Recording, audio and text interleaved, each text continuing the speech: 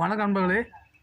இந்த ஆங்கில புத்தாண்டுக்கும் இந்த ஹாப்பி நியூ இயர் என்று உலக மக்கள் அனைவரும் கொண்டாடி கொண்டிருக்கும் இந்த ஜனவரி 1 கொண்டாடப்படும் இந்த ஆங்கில புத்தாண்டுக்கும் ஏப்ரல் மாதத்தில் கொண்டாடப்படும் முட்டாள்கள் தினம், அதாவது ஃபூல்ஸ் டே, இந்த மாதிரி ஏப்ரல் ஃபூல் என்று மக்களால் சொல்லப்படுகின்ற இந்த முட்டாள்கள் தினத்துக்கும் என்ன சம்பந்தம் என்றதை நாங்கள் பார்க்க போகிறோம் நண்பர்களே.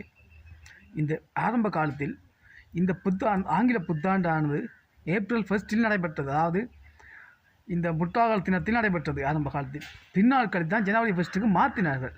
ஆகவே ஜனவரி 1 மாற்றிய பிறகும் சிலர் அந்த ஏப்ரல் 1 தான் புத்தாண்டு உண்டதுன்னு சொல்லி சிலர் கொண்டாடி கொண்டு வந்தார்கள்.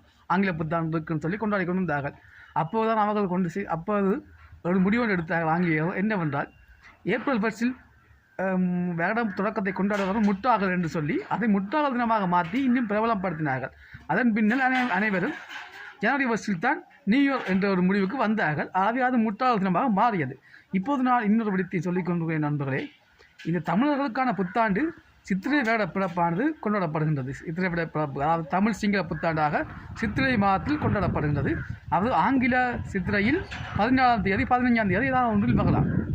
ஆனால் தமிழ்நாட்டில் தற்போது சில முடிவுகள் எடுத்துள்ளார்கள். அது என்னென்றால், ஆங்கில புத்தாண்டு அன்று, அதாவது ஜனவரி 1 தான், தை 1 தான் இந்த புத்தாண்டானது கொண்டாடப்பட வேண்டும், தமிழர்களுக்கான புத்தாண்டு கொண்டாடப்பட வேண்டும் என்ற முடிவை எடுத்து வருகின்றார்கள்.